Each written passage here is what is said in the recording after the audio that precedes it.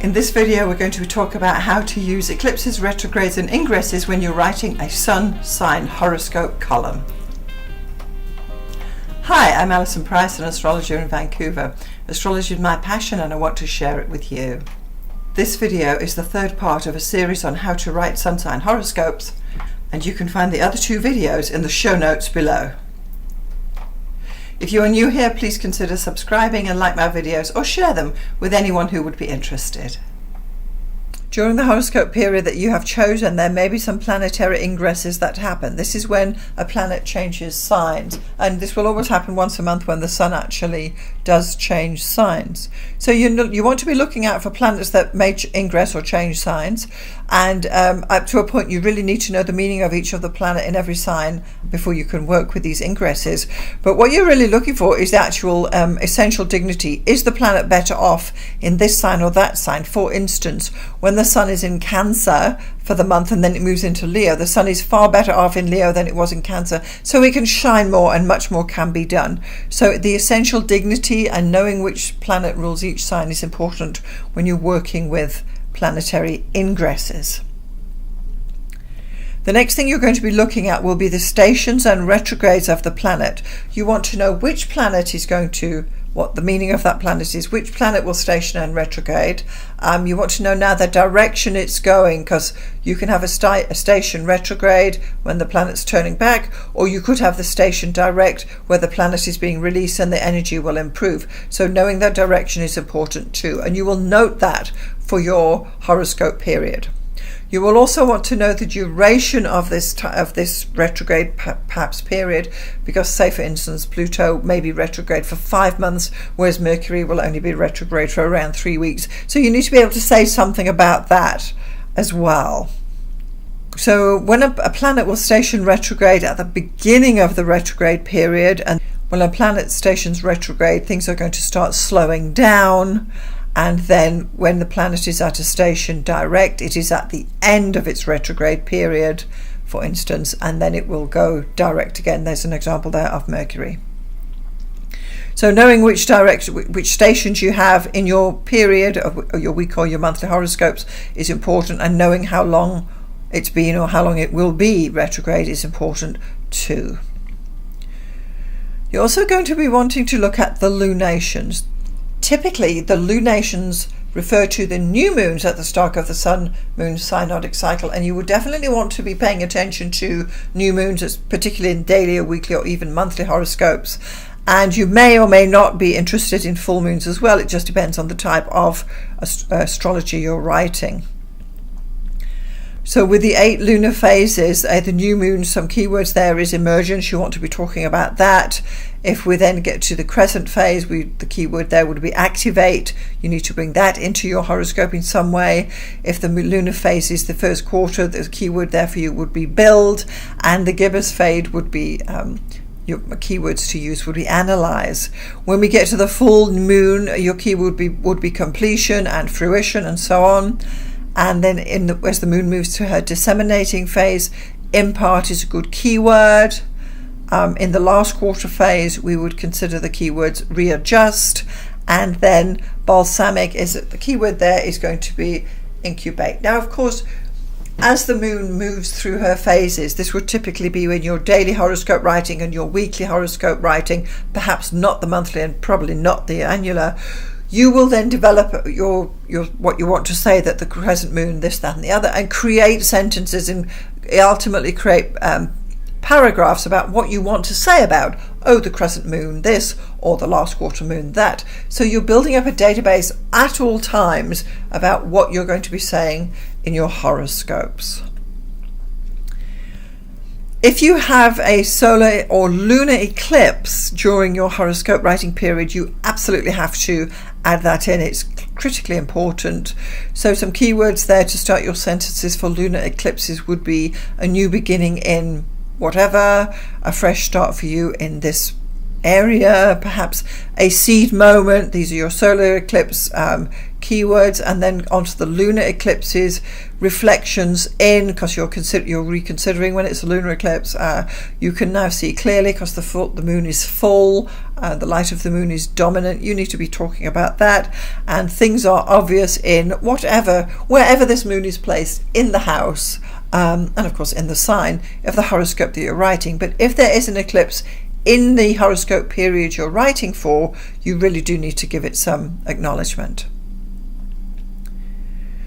These are some of the ways that you can bring the planetary movements and transits that are going on for your horoscope period into your horoscope writing. Another thing we want to consider as an astrologer or as an aspiring astrologer who's writing horoscopes is your very own Mercury complex. So your Mercury complex is where your Mercury is placed in your natal chart. What sign is it in? What house is it in? What direction is it doing, moving? What aspects are coming in? That would be your Mercury complex. Everything that pertains to Mercury. So we know that Mercury rules writing, and when you do any writing, you actually invoke your Mercury complex. So once you start to say, oh, I'm going to do some horoscopes, you're engaging Mercury, you're starting to think and do some writing. So you need to consider your full Mercury complex, and you would do it in this way. You would look at Mercury's sign and consider its essential dignity. What this means is that if you have Mercury in Gemini or Virgo, it's pretty good.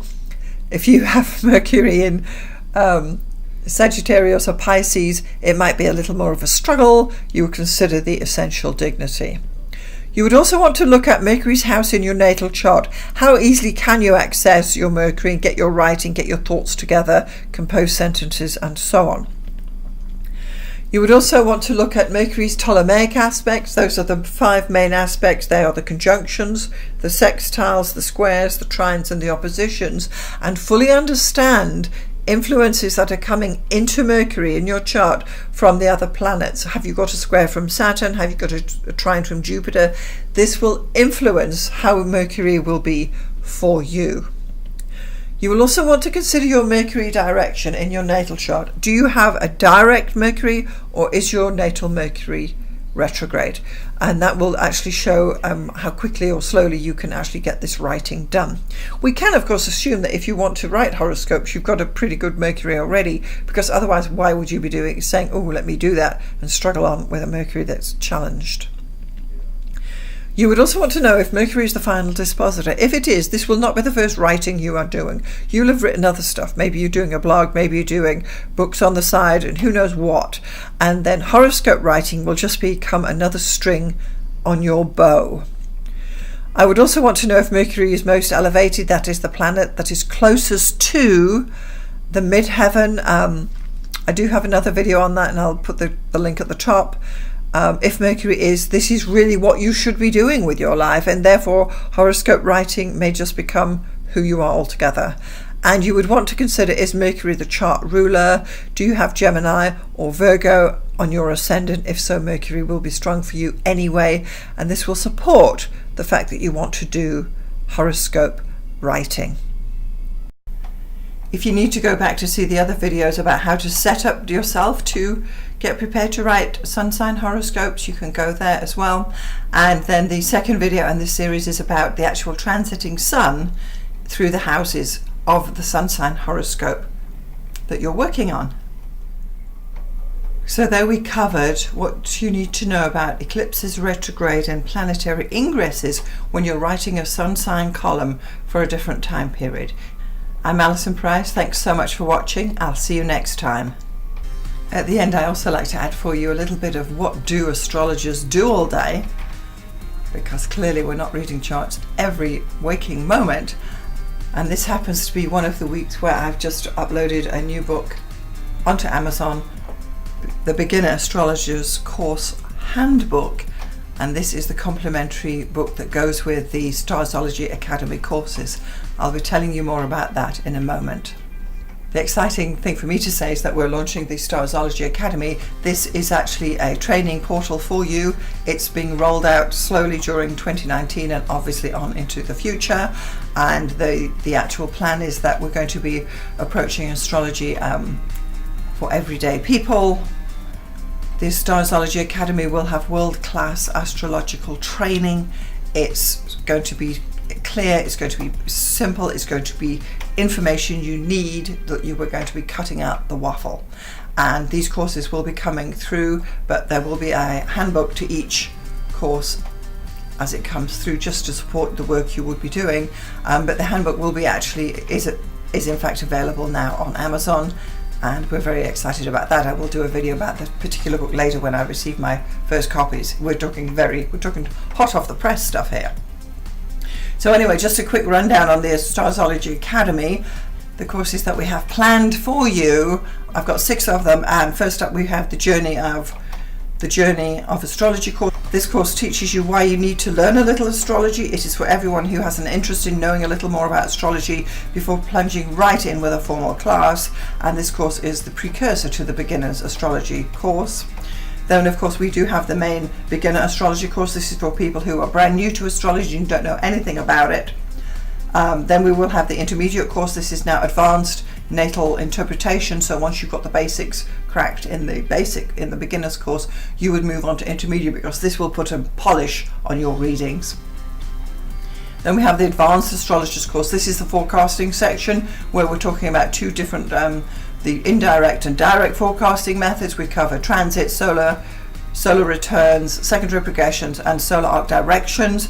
There's a look at eclipses as well, and these are 4 very strong forecasting techniques that you as an astrologer can learn about.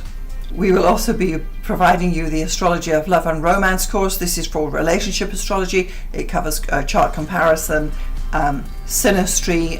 We look at the composite midpoint charts and the Davison relationship charts, which are advanced relationship techniques in astrology, and that will be coming out later on in the year.